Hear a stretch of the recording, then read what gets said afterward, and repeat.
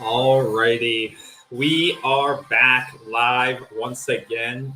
You are here with Seminole Sideline 365 on Wednesday, February 22nd. February has gone by super quickly already. But yeah, we are here live again, back with Seminole Sideline 365. If you're new to the show, well, welcome. If you're returning one of our loyal subscribers, welcome back.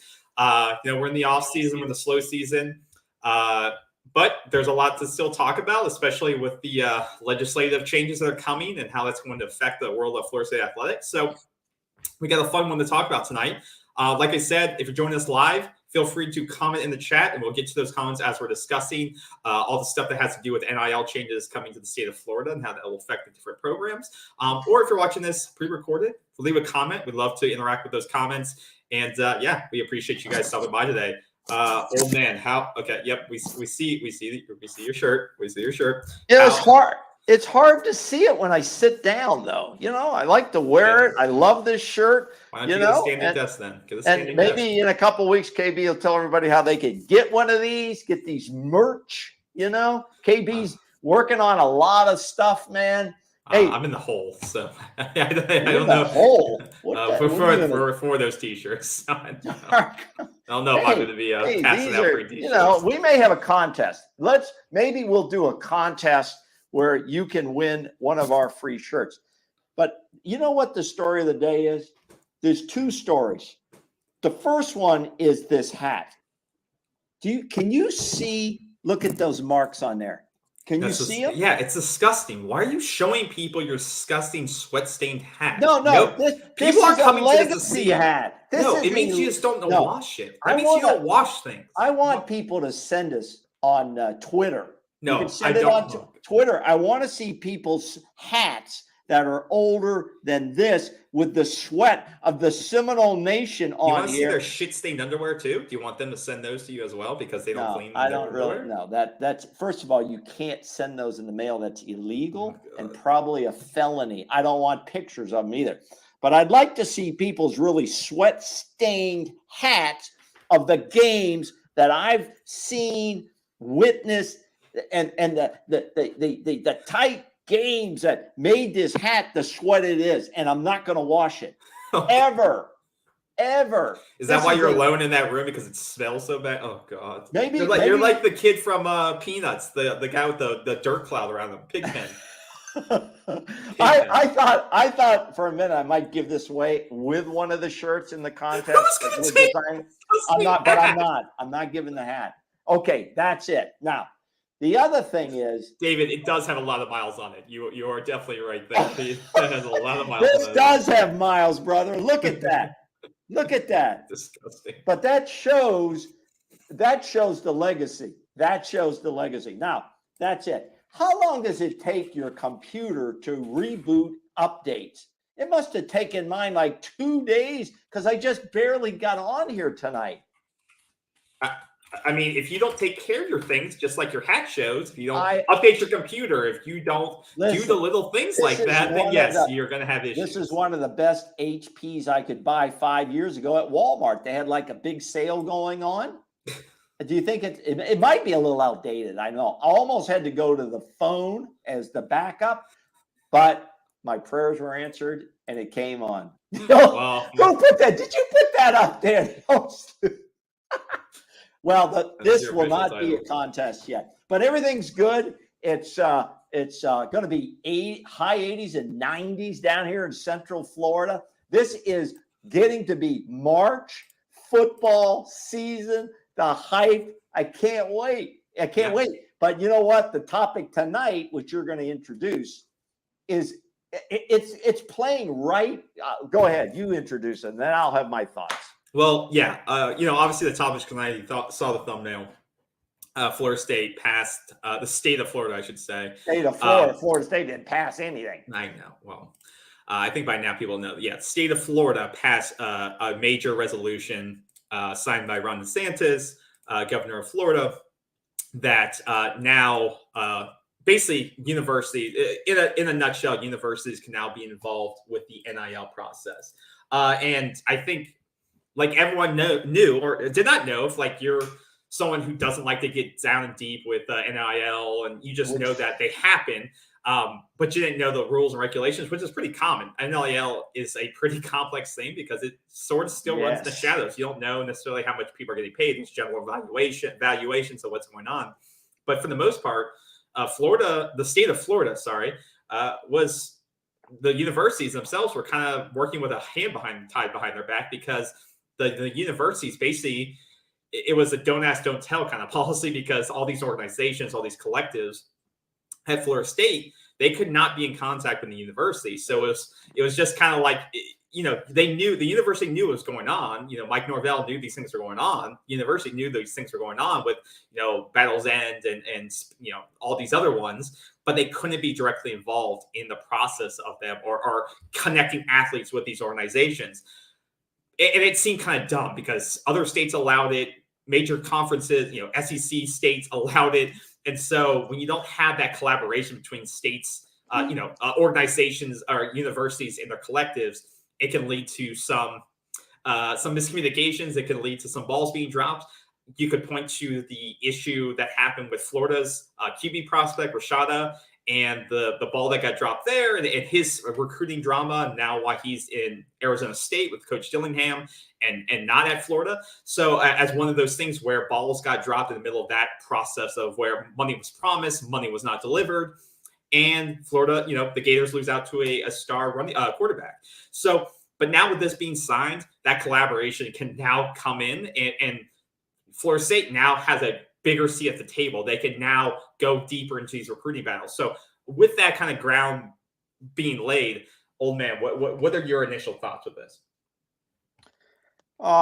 He's on his phone, guys. So I'm on my phone. He's on his phone. Sorry to disrupt you and take up your time. Sorry to take up your time. I'm not on my phone. I'm getting a few things straight in my head. He's got those Amazon alerts when the crackers go on sale, so he can put them in his cart really quickly. So actually, prunes.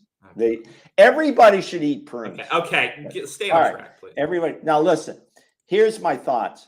First of all, this is right down the path that we have talked about on previous programs. We're not going to get into the complex nature of the NIL and all that. We've already talked about that, and we'll continue. We're giving the fans' perspective of really what the fan needs to know and what we want to know, and without getting down in the weeds. Okay, without getting down in the weeds. Now, first of all, the public universities in the state of Florida, I don't know about the private ones, but the public universities really couldn't do anything. You summarized that pretty well. To the state of Florida legislature actually made some moves, and there is a representative, and let's give him some credit. His name is Chip LaMarca. Chip LaMarca was the guy who pushed this bill, wrote the bill, pushed the bill through with a lot of coordination,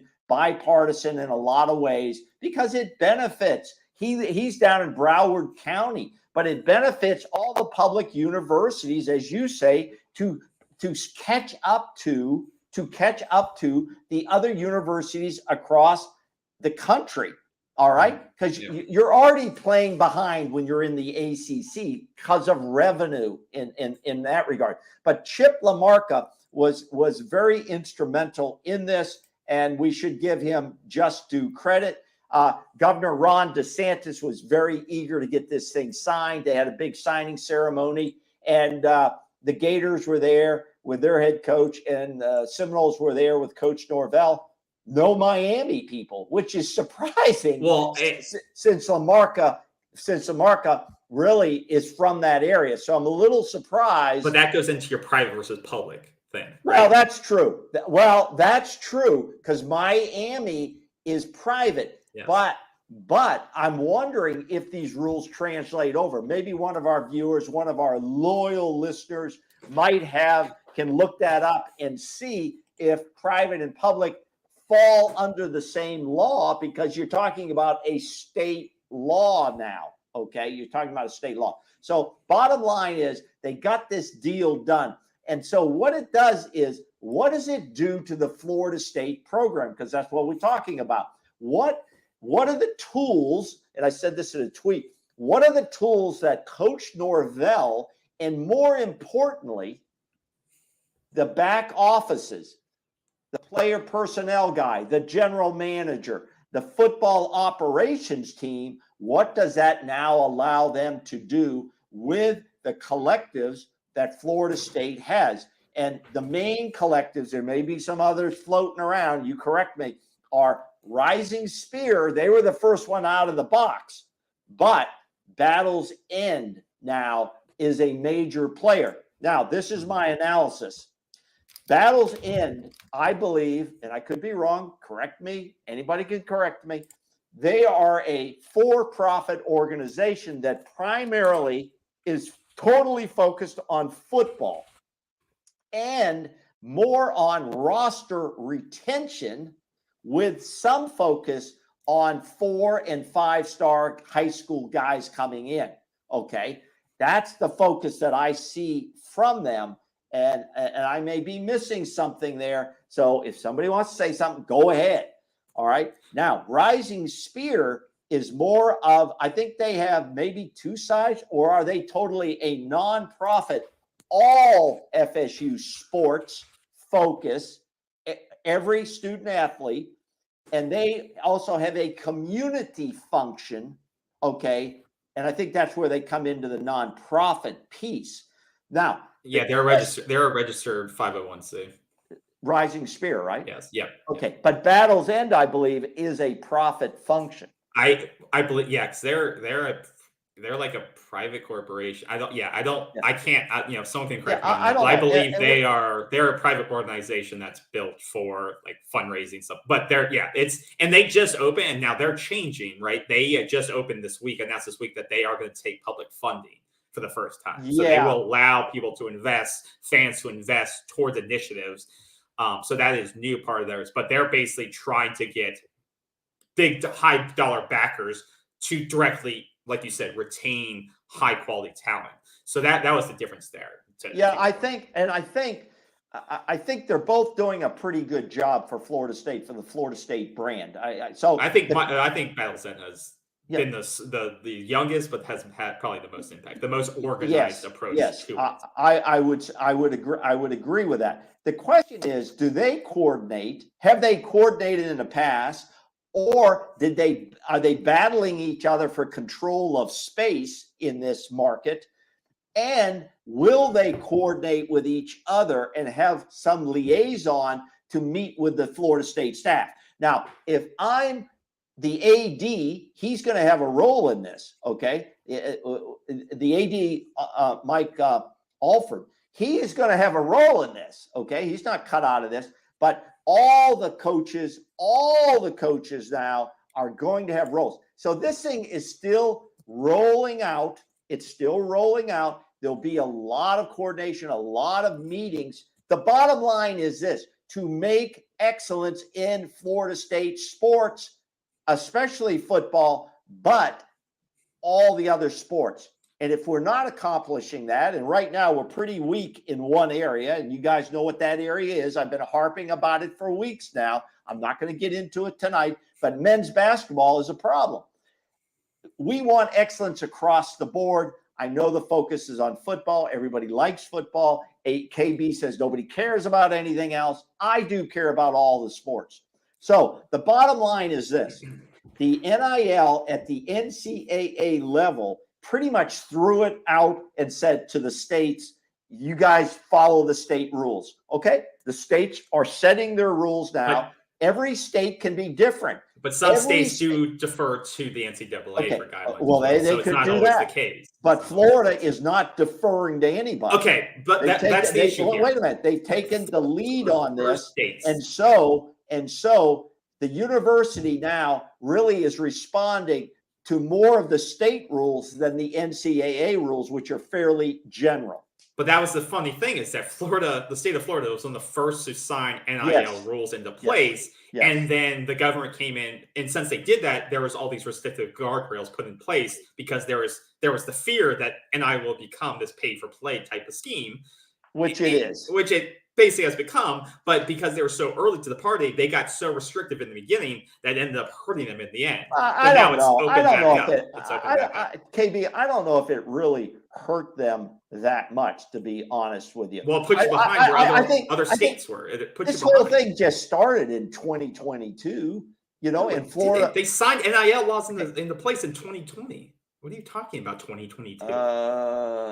Florida signed their first NIL law in 2020. Okay. So are you sure that's when it wasn't being drafted? That's when it was signed. That's when the I'm going to have to look at. I was looking at that today, and I didn't write down the date. But Florida was one of the first states out of the blocks to get this thing going, to give student athletes the name, image, and likeness. Now they went back. They didn't understand. Nobody understood what the impacts would be on liabilities, lawsuits, all this other stuff. So they carefully went back, and they've done the right thing now. They've done it, and be other corrections in the future. This is still the wild, wild west. Period. Yeah. So B. Riley says, I don't think it changes much because I think the program and collectives were already doing a great job of coordinating with winks and nods. I think you have a great point there, B. Riley. I think, like, to your point, the only change I would see is that potentially it stems further collectives from forming. I think in the beginning we saw 3, 4, 5 of them pop up, which was bound to happen. Yeah. But then now I think we've seen a more organized approach to them. And then, like you said, I think they did a great job working around the rules to make it work and not get in trouble. But now I think it really does either maybe some of these start to consolidate. Maybe Battle's End combines with Rising Spear so that they have basically that non-football arm that can reach out to those athletes. Because Battle's Ends, as far as I'm concerned, just only focuses on football, which I think is smart. Just have one organization that focuses time, attention, and money just on the biggest program, money generating. Why not? Well, but why? Because it's money. Because it's ROI. It's ROI. You invest money in, you get money back. That's what football does for this university. No other program does that. Let's just be honest. So I think it's smart. Yeah, but under what is it, Title IX for women's sports and the men's sports, you have to have other sports at the university. So what you just said doesn't make any sense. Wait a minute. You literally didn't say anything. You just threw out Title IX. It didn't make any sense. It does mean something, my friend. Not in your context. In Title IX, you still want to. You don't think Mike Alford, who's the athletic director, you don't think he just sits there and looks at. You think he just sits there and looks at football? You don't think he cares about these other sports? I think he sure ranks, he does. I think he ranks the importance of sports. I think he cares, but I think he knows which ones are most important. Well, of course. The guy knows figures. We know that. There's nothing new. So you're going to invest. I'm saying you don't think Mike Alford goes every day to his office not thinking about what he's going to do on men's basketball? You know he is. This guy, Mike Alford, is a sharp guy. Mike Alford is not only looking at what he's going to do on the men's football program, which I predict there will be a change there, and it'll be a change at the end of this season. Then the next thing I'm going to predict is that you don't think every day he's looking how to get out of this conference of the ACC and go somewhere else. I've seen rumors about the Big Ten in Title IX.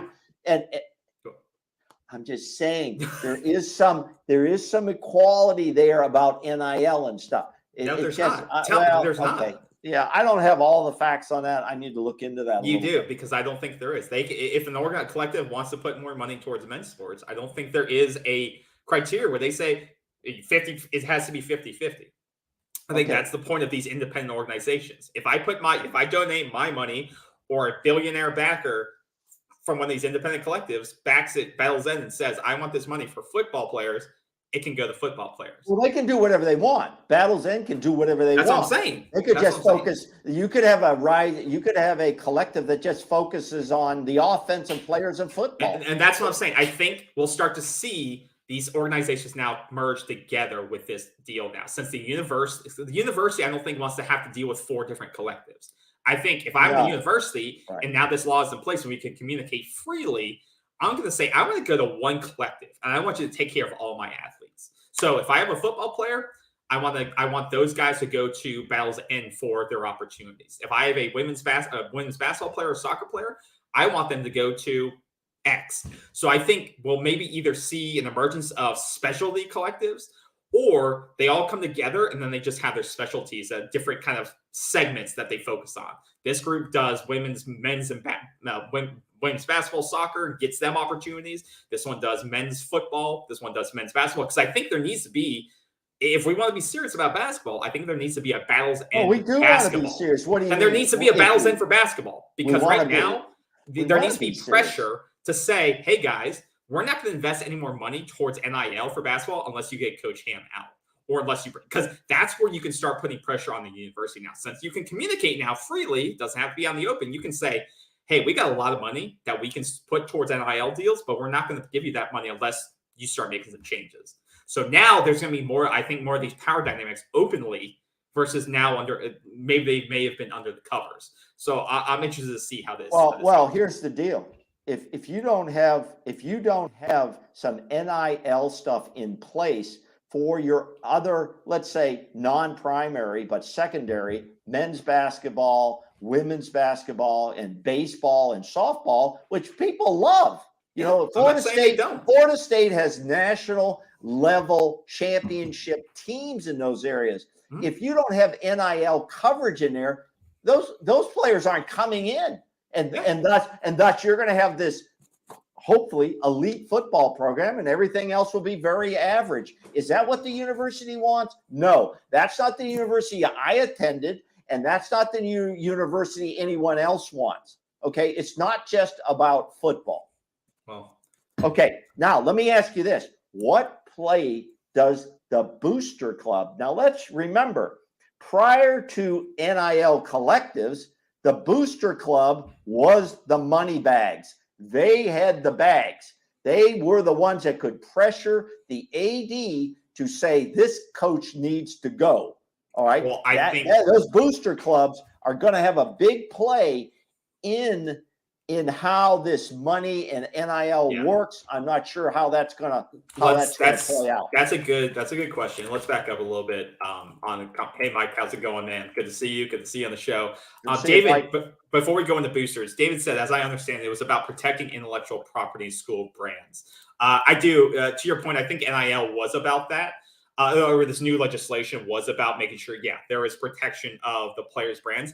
And I think another big part of this bill that came through was about they made sure as part of it was that it requires, which I like too, about financial literacy, life skills, and entrepreneurship as part of them getting this money. Right. No, it's not of course. Not all the laws have that. So don't say of course. Not all they're not. No, not all I'm saying of course because I support it. I support. You know what the NFL does when their rookies are drafted right after the draft? They used to have it.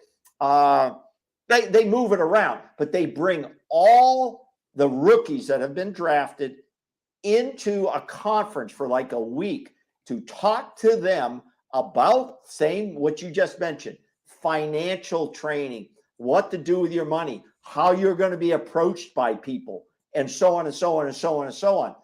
That's what the colleges are going to do now. That's what the universities are going to do. Well, now they have to. They have to now. Well, that's good. Which is good. But why does it have to come from the state and the NCAA? They're just kind of the NCAA has no structure anymore. They really aren't very effective in what they do.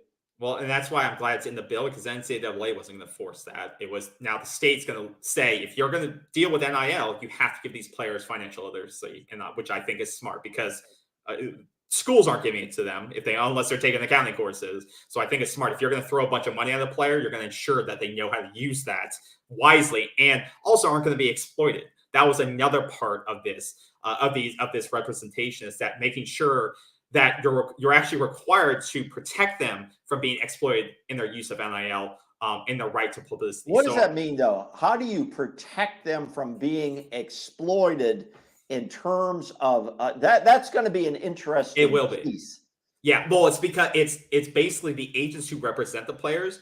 There's a liability. There's requirement for them to protect them from unauthorized or exploitative use of their. Well, there's where you go. You mentioned it. The agents agents are allowed in this. Okay, but they have to be registered in the state, I believe.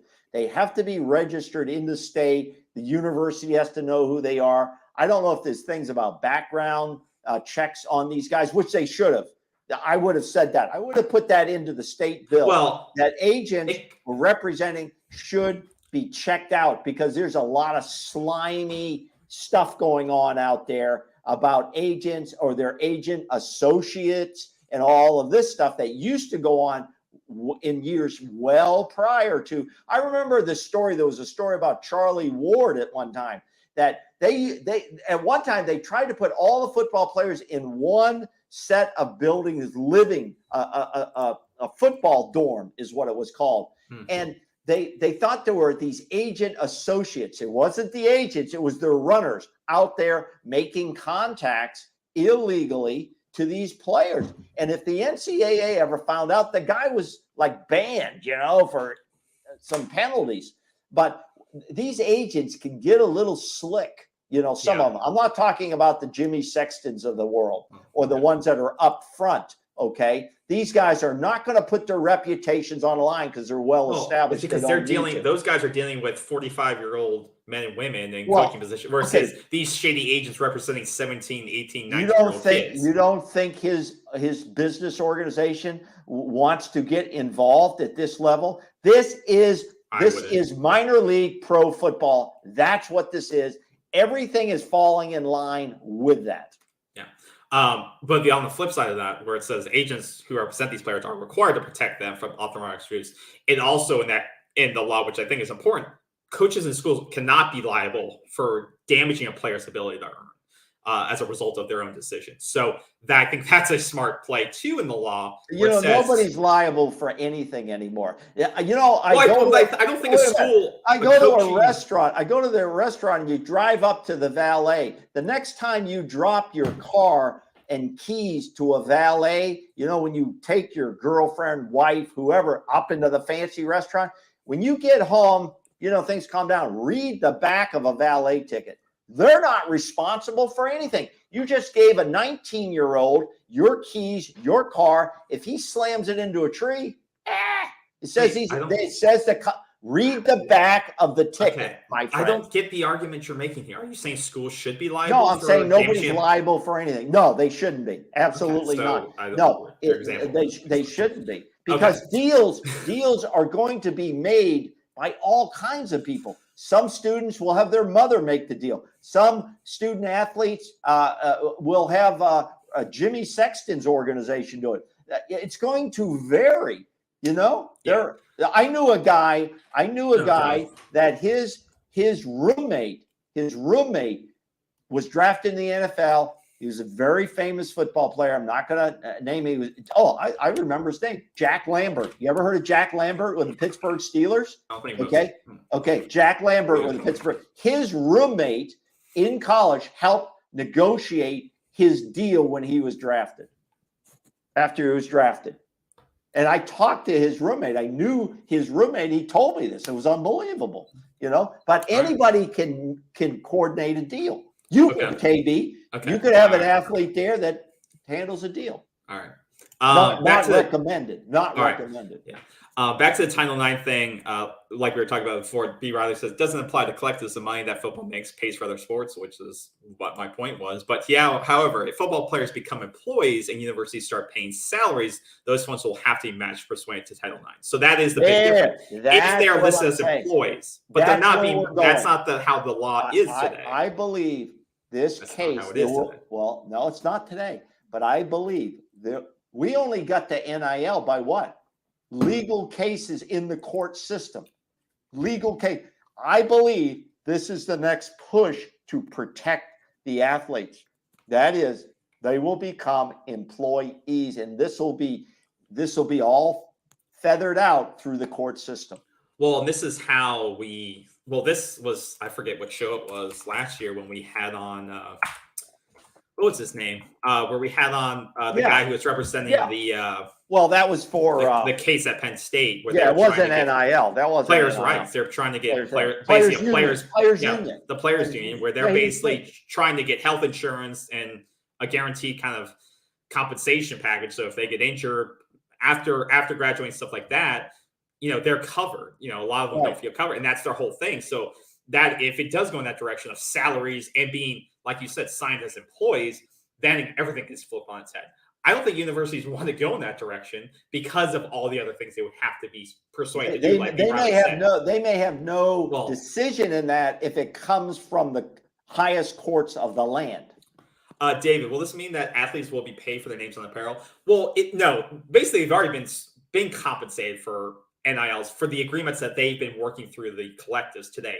What this law means is that universities can help set up those deals with the collective, so they can act as an intermediary and now communicate with the collectives on behalf of the student athletes. So, but they will be paid if their shirt is in the garnet and gold. But the university's not paying them. The university can't pay them. That's still. Well, he didn't say that. He didn't. No, but I'm saying he didn't say that. But can I finish my sentence? Yeah. So they are getting paid today based on their image and likeness. That hasn't changed. They've been getting paid by the collectives. What the law is saying today is that the university can talk to the collective, and they can set up deals now. They don't have to do it behind the shadows. It means they can communicate on behalf of the athletes, set up meetings on behalf of the athlete to the collectives to make sure that they are fairly compensated for.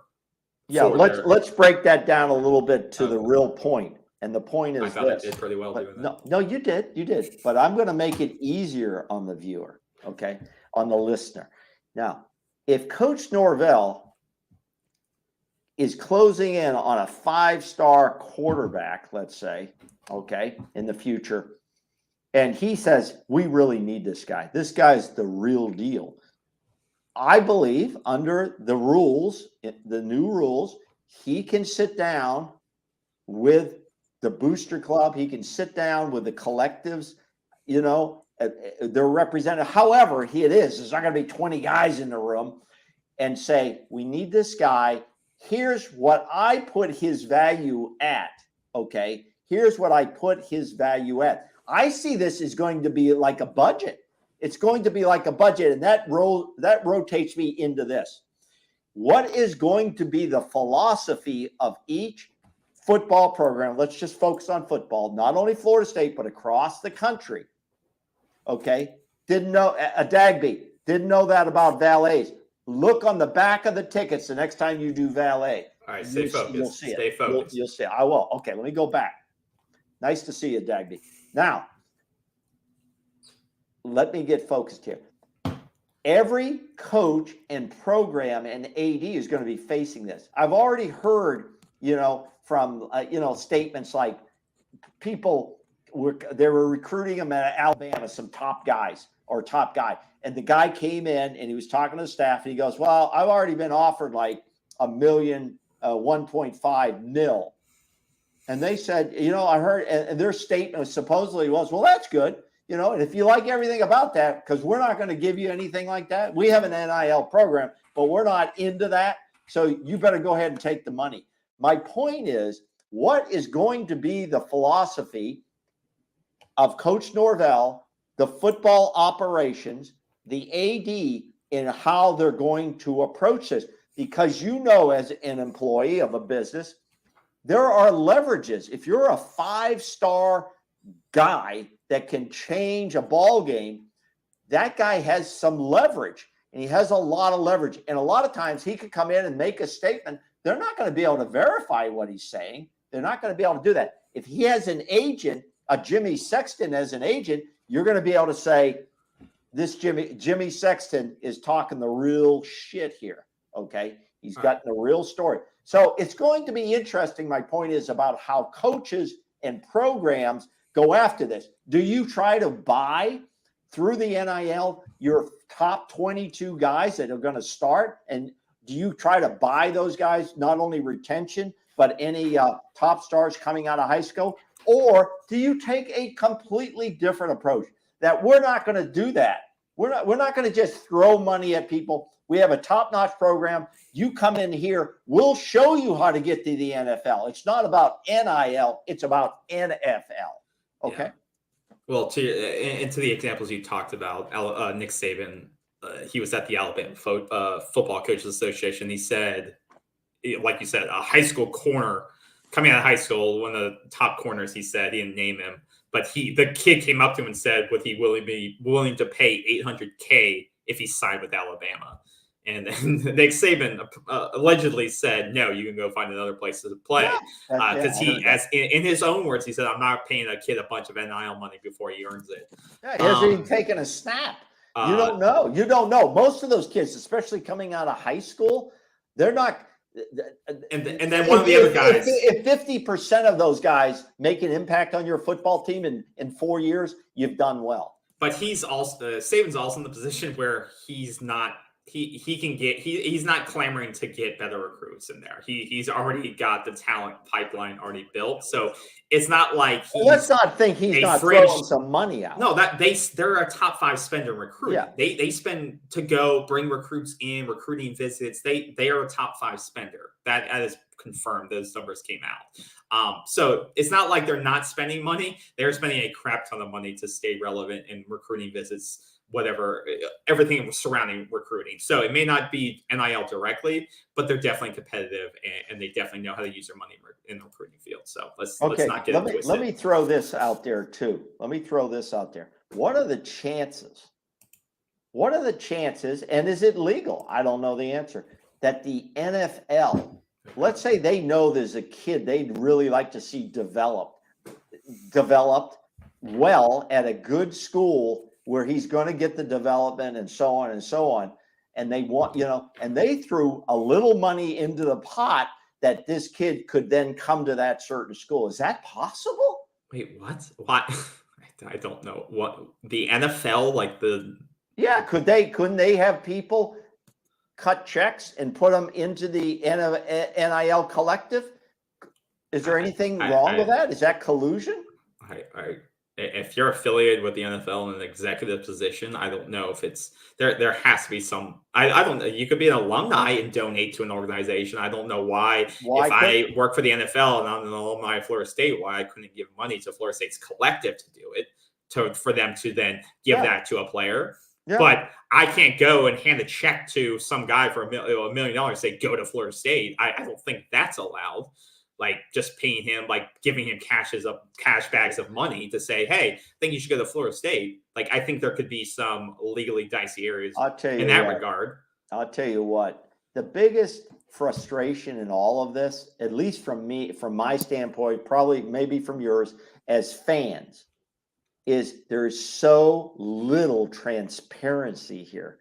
There's so little transparency. At the NFL level, we get a pretty good idea of what a guy just signed a 5-year deal for. Well, those are but those are contracts. Those are employee. Well, these are going to be contracts. These are contracts. They're not, though. They're not employee contracts. Okay.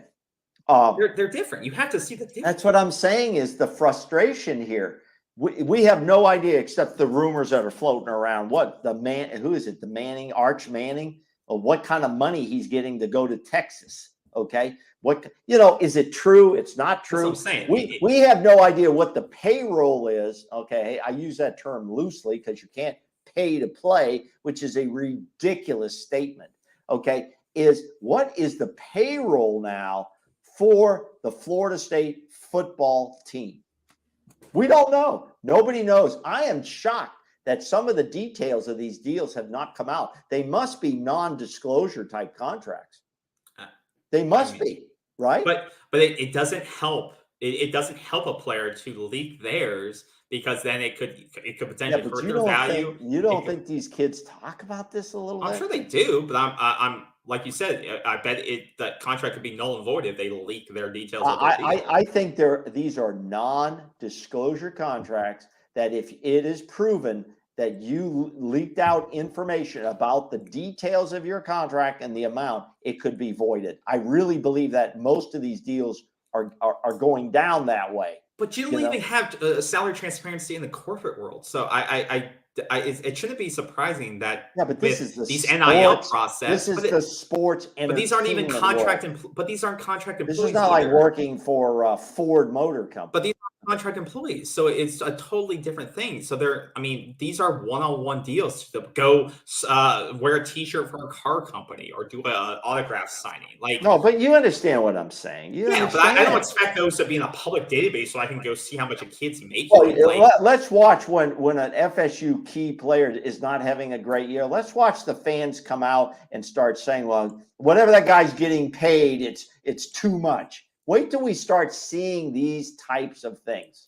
I don't know. All right. How about the coaching instability for the Miami Drizzles? That's a whole nother topic to segue into. Miami's got a little bit of a coaching. But supposedly they've had a good recruiting, and that their NIL programs are pretty good. Now, but they can't hire a coach. Wins, I don't know. Huh? And that's why they've had 5 coaches, 5+ coaches, to part their program in the offseason. Well, I know. I'm not saying you could have big NIL payouts to players, and it doesn't mean you're going to win games. Willie Taggart had a great initial recruiting class, and see how that turned out. Okay, that's what I'm saying. It doesn't mean you're going to win games, no matter how much money you throw out. It just doesn't, So that's kind of, a mess. That program's a mess right now. But like I said, I think we need to. I think that's it right now. David says, okay, so the full ride scholarship parts of the contract. No. That's a university deal. No. These are deals solely that the players are working with these organizations. So Battles and Collective, you can look them up. They're an organization where they may bring a deal to a player like Jordan Travis to say, hey, we're going to pay you X, Ford of Tallahassee is going to pay you $25,000 per appearance at their dealership for 2 hours every month. Or to do a social media post, they'll pay you X amount for 2 social media posts a month, 1 in-person signing, XYZ. So they'll lay out all the terms. But that's they will basically negotiate and be the in-between between that business who wants to pay Jordan and the player. So they'll act as kind of the agent to set up these deals for the player. But now the deal is that the university can be in communication with the organizations and know what's going on. Deal. They can't cut the deal or pay the player. They cannot provide the cash. So, but the scholarships are totally separate. That's through the university. So that is still with the university. These collectives are just basically the collaborators between those players getting paid for extracurricular activities, with sponsorships and stuff like that. So, but the player does not need approval from the university, from the coach to do a deal. Okay. A player could go on his own down to the Ford dealership and say, hey, I'd like to, represent you guys, and I just want to get a new car every 6 months. He could make a deal like that. He doesn't have to have that stamped off by Coach Norvell or the football operations or the university that I'm aware of. Well, he couldn't before until this law was passed. Like, technically, he couldn't go to them and say anything. He couldn't do it before. He couldn't. Yeah. He could now. Yeah. I think the interesting that came out about NIL and figures and stuff like that is that even Micah Pittman actually leaked. He leaked how much he's making. He was on a podcast and he was talking about how much money he made last year, and he made 6 figures. He said last year. Because he signed the deal with Battle's End in January, I think it was, and he revealed, he said that, I think in one of his tweets, like one of his checks he got was like for $20K, and like he said he was broke at Oregon, and even though they're still nice as on the back in Oregon, and you would think there would be a ton of opportunities, but for a guy like Micah, who, no offense, wasn't a star in the field in terms of stats wise, great blocker, great team player, stuff like that. I mean, he had 300 yards receiving last year. I mean, the guy was clearing 6 figures through the connections that he was able to get through NIL. He's got the Twitter channel that has 70,000 subscribers, stuff like that. So if Micah Pittman's making 100K plus, I mean, imagine what some of these like Johnny Wilson's, or I think Florida State's showing now that they can put players out of high school or stars on their team, even mid-range players like Micah. You can make some decent money. You can, and they showed how you went from Oregon to Florida State. You're making money right off the jump. they can put opportunities. And I think with this law in place, it's just going to be a lot. The connection, the collaboration is going to be a lot smoother, and there's not going to be as much back channeling, which I think will be. Well, the whole thing, it makes it easier for the football operations and for the athletic operations at the university. It makes it so you're not operating in the dark. You don't have to meet the guy out on a street corner at midnight in the parking garage. Okay. Yeah. You can relax a little bit, and you're there to make it a bright future for the student athlete. And that's what the university should be doing through training, education, some recommendations, but they're not there to tell the kid to take it or not take it. Yeah. That's it. Yeah. If you want to go learn more about Micah and what he was saying about his NIL deals, you can check out the Mental Sweat podcast. He talked about how he was clearing this money, and it was on YouTube. So you can go to the Mental Sweat podcast and you can look up his episode there. And he's talked about his NIL deals and can give you some background on how it works and how he's making money. And actually talks about how he's investing his money. Now he's looking to invest in like more real estate stuff. So he wants to invest that money well, because like you said, he had no money before, from colleges. So yeah, he's being smart with it, sounds like. So. No, that's good. That's what this should be about. If we're going to have this, let's operate in the clear. Let the universities play their part. The kids can make their decisions. Some of those decisions will be good. Some won't. We've seen that in the NFL, how a guy can be there for many years and come out bankrupt because he's partying. He's bought 12 houses. He's given his money to his crew, and it goes away, and it comes and goes very fast. And so I think this is fascinating. It's really, I can't, it'd be interesting to just see how it evolves in our football operations standpoint. But I hope that the athletic director, Mike Alford, will look for excellence in all sports. And that means NIL must play in these sports. Yep, totally agree. Well, I think, I think, this can be a further down the line conversation, but how this affects the booster clubs, and it probably has had an effect on the boosters because they have a lot of money, and they tout that they have 20,000 donors, which I expect. But if I had to I think the past season probably helped them attract people. But I think when people have more options, with the collectives popping up, 2 or 3 of them plus the boosters. When people have more options, it's not good because they don't know where to give their money. So I think that'll get sorted out. I think it needs to get sorted out.